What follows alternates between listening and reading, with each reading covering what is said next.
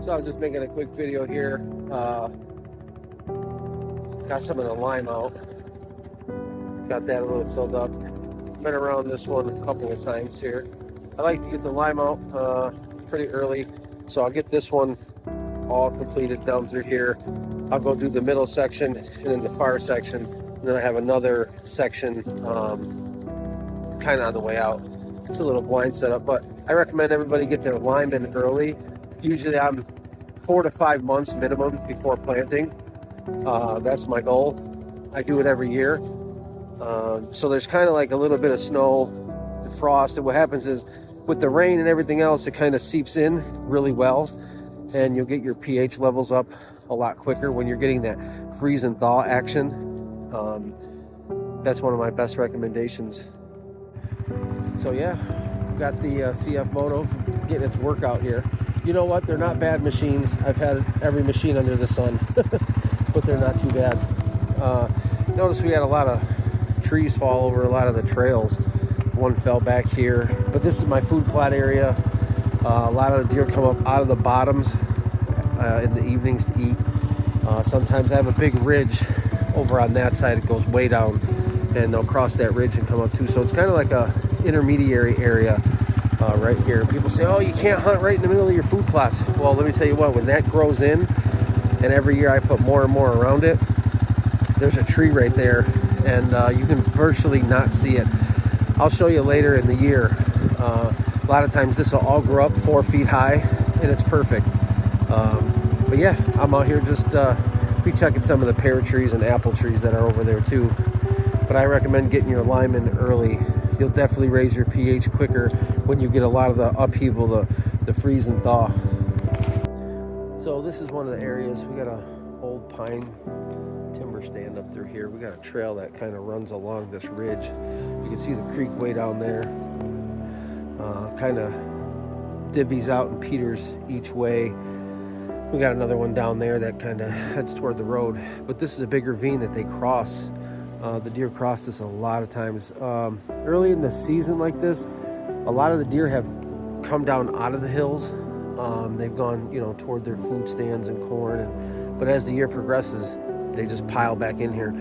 That side of the road down that direction, we have about 1,000 acres of state land. And that direction toward the other road, there's about 2,000 acres, a little bit more, maybe 3 of state land. So we're kind of sandwiched in between. And this upper section, I don't really hunt a lot, but a lot of the big bucks seem to hang out up in there. And it's really hard to get in from either road to that area. They kind of know that you're coming and they're gone.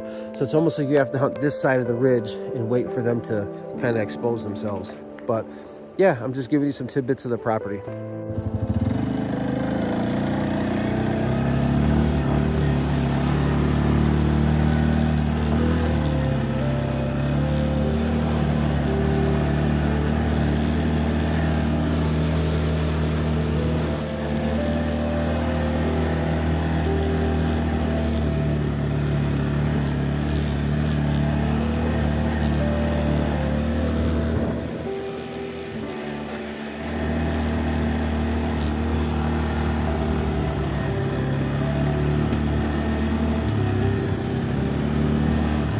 And then this is the area down here where I was liming earlier, where the food plots are. And that was back toward the ridge.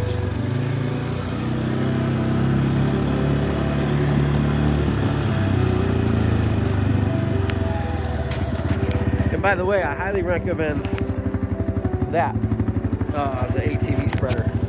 Get one, get it bolted on your quad, and you can pull it on and off every year. And they work great. So I just want to talk about access for a minute. So that hits the road down that direction where my truck and my buddy is. And this is the way that I come in to hunt all the time, into the food plots from the road. And I'm going to say something weird. I really don't care which way the wind direction is, because once I get down in there in the middle, in that blind, it kind of swirls anyway. So it goes down the ridge this side, down the ridge that side, up this way.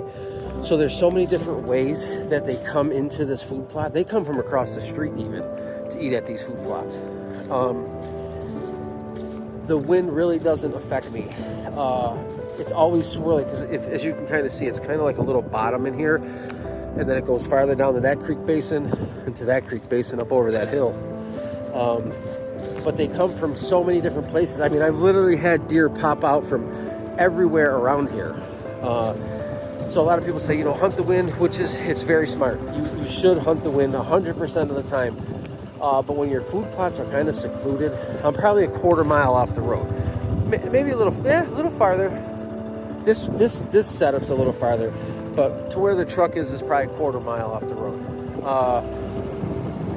When you're close to all this timber, they come from anywhere. So if you got good access and you can get in and out, you got to remember, a lot of this, I'll leave this section here, it'll be 4 feet, 5 feet tall. So kind of when I come in, this is a screen, and it'll be, you can see all the brush down there, it'll be 4 or 5 feet tall around the plots. And I kind of just squeak my way right up into that blind, and I don't have any issues. So that's just another tidbit. You know, when you're hunting, just it don't always have to be a perfect wind.